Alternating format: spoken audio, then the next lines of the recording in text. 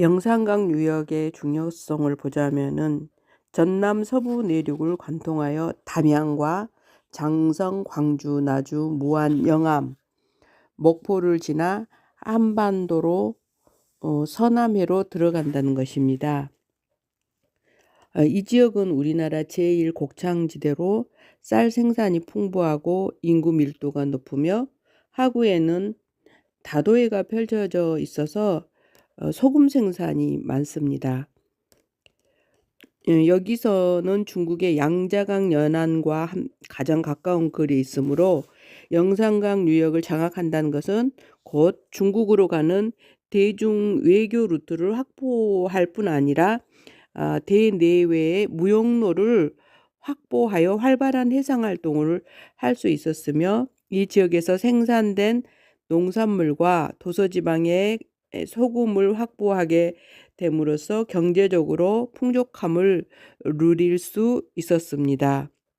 또한 이 지역에 있는 나주 해능창과 영암의 장흥창은 해능창 같은 경우는 19개의 고을의 쇠곡을 보관하는 조창이고요.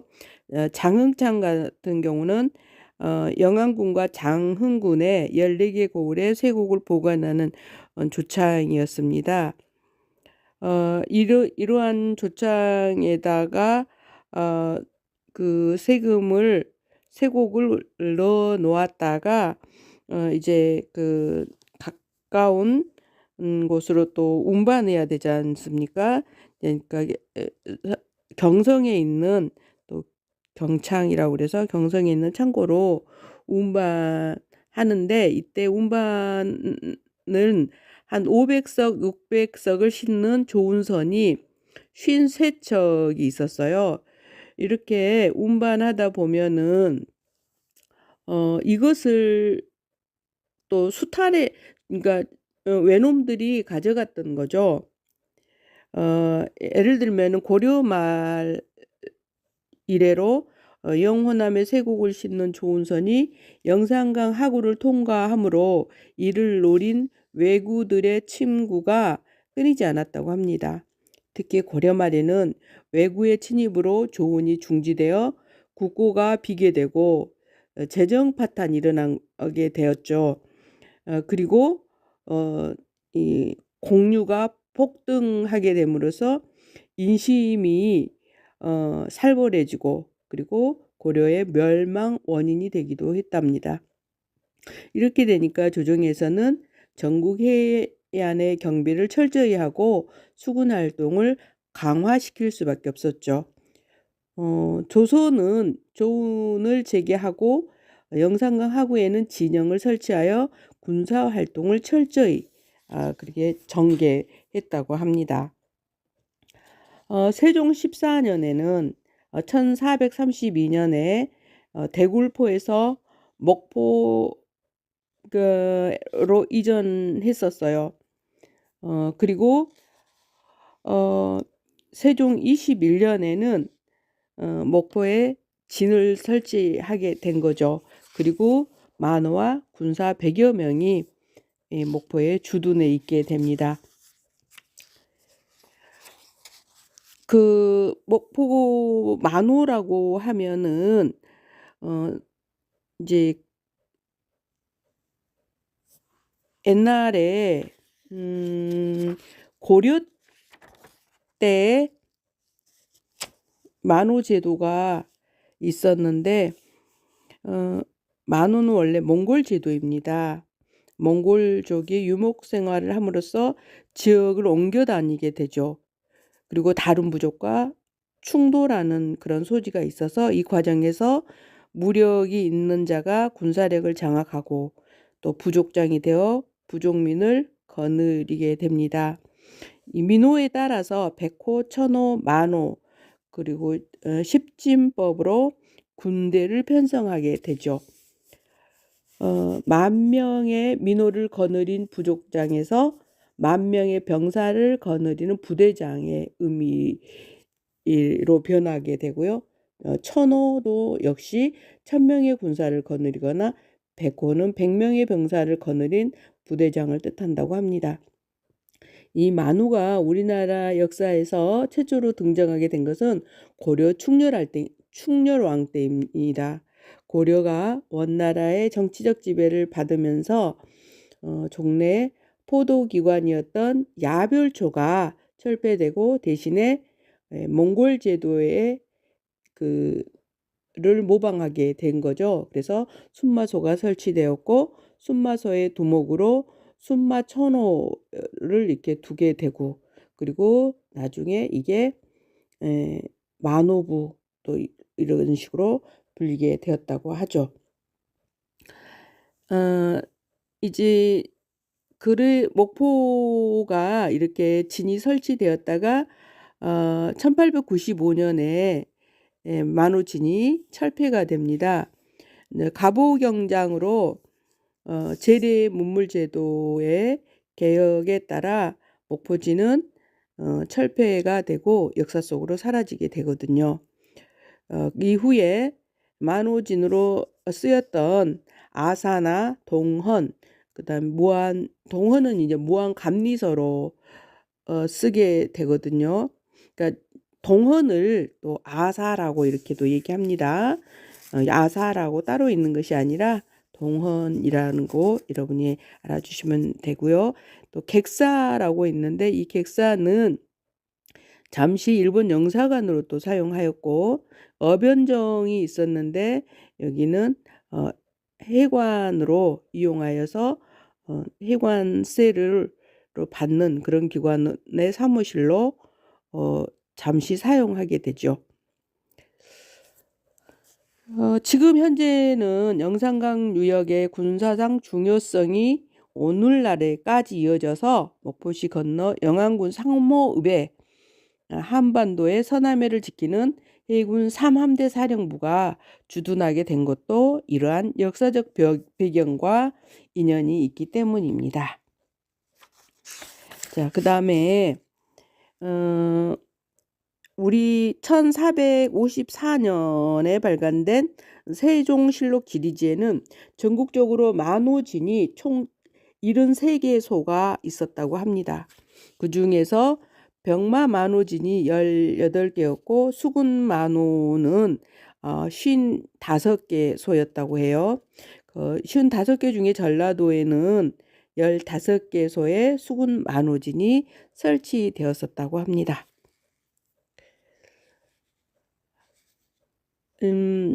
이 만호는 직제가 종사품, 독진의 진장을 의미하게 됩니다. 독진이라고 하는 것은 외따로 떨어져 있는 진을 얘기하는데, 독진 중 종사품 무관직을 이렇게 만호라고 불렸다고 합니다.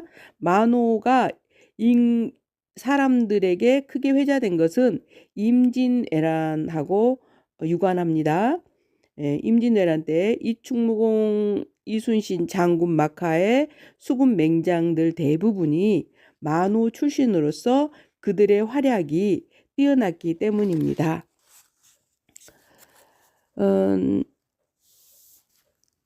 이제 여기에서 그럼 만호는 월급을, 또는 지금 월급이라 하죠. 녹봉은 얼마씩 받았을까? 이렇게 여러분 궁금하실 거예요.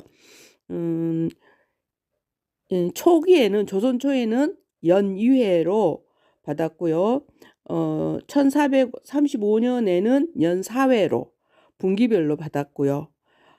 그리고 1700년대에 들어와서 1700년 초에 월급제, 월봉제로 바뀌었어요. 그리고 1895년 가보경장으로 지금까지 쌀, 콩 등 현물로 지급하던 급료를 현금으로 지급하는 현금 지급제가 실시되었다고 합니다. 그럼 만호의 임기는 가족을 데려오지 않는 경우 900일이었다고 합니다. 약 2년이 조금 더 넘는 기간이었을 것 같습니다. 자, 그러면 만호의 임기는 이제 900일인 경우는 그 근무지로 가족을 데려가지 않았을 경우에 900일이었죠. 그리고 만호가 부임 도중에 일수를 계산하면 이제 걸어서 와야 되니까 며칠이 걸리겠잖아요. 거기에서 일수를 계산해서 그거의 절반. 그러니까 만약에 걸어오는데 10일이 걸렸으면 5일을 가산하는 거죠. 빼주는 거죠. 어,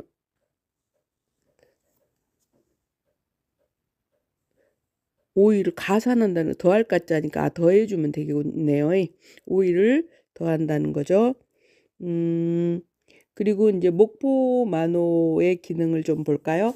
목포만호는 목포진의 진장으로서 영산강 하구와 한반도 서남의 도서지방의 해방 업무를 하였고 관할 구역의 치안을 유지하는 경찰 업무도 했답니다. 부차적으로는 직할지의 백성을 다스리는 행정기관으로서 직무도 가지고 있어요. 그러니까 입법, 사법, 행정 이런 것을 다 가지고 있었는데 조정의 명령이나 법률에 의해서 위임된 어떤 송정의 감목관 등을 겸직하기도 했다고 합니다. 자, 그러면 우리 그 진해 군사의 기능을 보면은 해상 및 연해안의 수어 지켜내는 거죠. 그래서 병선에 수군을 싣고 방위구역을 순시하는 선상수어를 했답니다. 그리고 시간이 지남에 따라 자재와 보급품을 보관할 창고와 하번군의 임무교대를 위한 모임 장소, 병선의 수리와 정박을 위한 장소가 필요했겠죠. 그래서 이러한 곳을 우리는 선소라고 합니다. 자, 선소는 병선이 정박하는 부두와 출입하는 수역을 비롯해서 육상의 주의소, 또 막사, 급식소, 관청 건물과 창고 시설 및 조선소 등을 포함하는 광범위한 시설이 있어야겠죠. 적선을 감시하기 위하여 요망할 수 있는 요망처를 운영하였고요. 요망처 역할을 하는 시설이 어변정 그리고 대변루 이런 곳이 있고요. 정자는 단층을 말하고 루는 2층 이상의 루각을 말합니다. 선소회가 있어야 할 시설들을 방금 말씀드렸습니다. 여기에 이제 포진에서는 주의하는 조선소를 두어서 유사시 전투를 지휘하기도 했답니다. 그러므로 선소와 조선소는 포진의 핵심 수호처로서 유사시뿐 아니라 평시에도 해상 방어의 중심지가 되었던 거죠. 이러한 경우 선소와 조선소에는 때로는 같은 장소를 일컫는 지칭일 수도 있다는 거죠. 조선 초기와 전기에는 요망대라고 하던 말이 18세기로 들어오면서 이를 이양선이 왔다. 이것을 감시하자. 돈대라는 표현으로 썼다고 합니다. 목포만호는 12개의 도서를 관할 방위구역으로 하였는데 이런 지역은 고화도, 비금도, 팔금도, 도초도, 기자도, 안창도, 기자도와 안창도는 안좌도라고 하죠. 자운도, 장산도, 하이도, 암태도, 우이도, 흑산도 이렇게 12개의 도서를 방위할 수 있었습니다. 그리고 방위구역인 도서를 순시하면서 적의 출몰을 감시했답니다. 자, 여기 이제 여러분하고 또 하나 짚고 넘어가야 될 게 방위구역 내에 각종 선박의 검사도 했고요. 점검 검사 또 이런 거 했고, 그다음에 합동작전 시 막료로서의 임무도 했고요. 또 군사훈련을 또 빡세게 했겠죠. 이 군사훈련은 무예 단련하고 신호교육과 훈련, 그러니까 화살 쏘는 거, 그다음에 그 적과 육상에서 접전하는 경우에 대비하여 진법 훈련과 수성을 훈련받기도 했답니다. 가장 중요한 것은 포술과 습진을 훈련하는 것이었겠죠. 자, 지휘관의 명령을 전달하는 방법에는 깃발, 기치류가 있었고요. 신호 방법에는 눈으로 확인하는 시각 신호를 형이라고 그래요. 그래서 청각 신호를 명이라고 그래서 이 두 개를 합쳐서 혁명 신호 방법인데, 깃발 종류에는 색이나 흔드는 모양으로 전달하고, 기치류에는 삼각기나 초요기, 대장기, 흑대기 등이 있었어요. 고라고 하는 것이 있는데, 고는 북입니다. 행진하거나 교전하라는 신호시 북을 치면서, 자, 빠르게 치는 것은 빠르게 행진하고, 또 치열하게 교전하라는 그런 의미죠. 느리게 치는 신호는 서서히 진행하고 서서히 교전하라는 그런 의미가 되겠습니다. 또 초요기라는 말 여러분 들어보셨어요? 명량해전에서 장수를 부를 때, 수하에 있는 장수를 부를 때 초요기를 가지고 호령을 하거든요. 돌리면 해당하는 장수가 달려와야 돼요. 초요기를 이렇게 돌렸을 때 휘두르면 본진으로 돌아가고, 또 끄떡이면 행진을 계속한다라는 그런 의미가 있습니다. 나팔은 대열의 배치를 알리는 신호예요. 한 사람이 부르는 것은 호령을 받으라는 신호고, 길게 내는 소리는 병졸들에게 집합하라는 신호예요. 북을 두드리며 나팔을 부는 것은 대오를 벌려서라는 신호랍니다. 자, 대오를 배열한 뒤에 또 긴 소리로 부는 것은 일렬로 배열하라는 신호고요. 자, 밤에 북을 치며 나팔을 긴 소리로 부는 것은 다시 점검한다라는 신호랍니다. 이순신 장군이 목포로 들어오기 전에 야간에 배를 움직여요. 그때 나팔을 불죠. 나팔을 불고, 그건 뭐였겠습니까? 대오를 벌려라. 나팔을 그리고 긴 소리로 불며 길을 돌리는 것을 몸을 돌리라, 이런 뜻이겠죠. 또 화약으로도 신호하는 경우도 있어요. 자, 이 정도만 아셔도 대충 만호가 군사를 움직일 때에 어떻게 움직였는지 여러분이 조금 이해가 될 것 같습니다. 또 좋은 손을 호송한다고 그랬잖아요. 좋은 손을 호송 업무도 하는데, 조선 초에는 만호가 무정한 병선을 거느리고 좋은 손을 호위하여서 자신의 방호 구역을 호송하며 다음 지역에 인계했답니다. 이렇게 많은 일을 만호가 했던 것이죠. 그 다음에 연안에서 표류하고 있는 표류선이나 또 표도인을 발견하면 또 처리도 해야 되겠죠. 이거는 지금 수군이 하는 게 아니라, 해군이 하는 게 아니라 지금은 해양경찰이 하는 일이죠. 그런데 그때는 해양경찰이 하는 일도 다 수군이 했던 것 같습니다.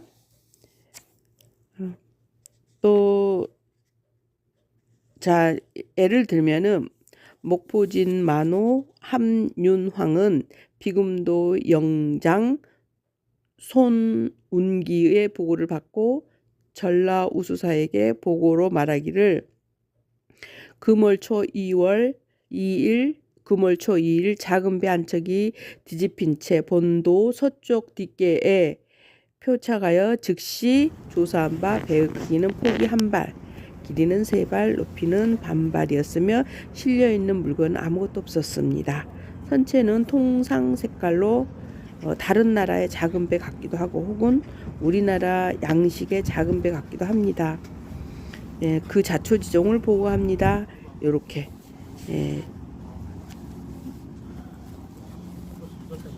보고를 이렇게 이런 식으로 올렸다고 합니다. 또한 봉수대를 관장해야 되겠죠.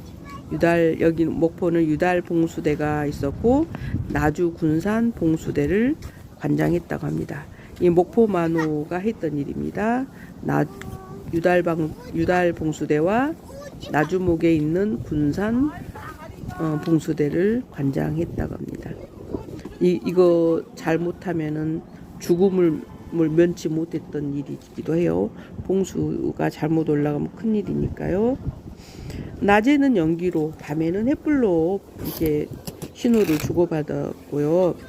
구름이 끼거나 바람이 강하여 연기나 불로써 신호를 통할 수 없을 때는 봉수대 군이 달려가서 보고하기도 합니다. 우리나라 봉수의 역사는 삼국시대에도 있었지만 이런 기록은 삼국시대로 보고 있으며 그 제도로서 정착한 것은 고려시대라고 합니다.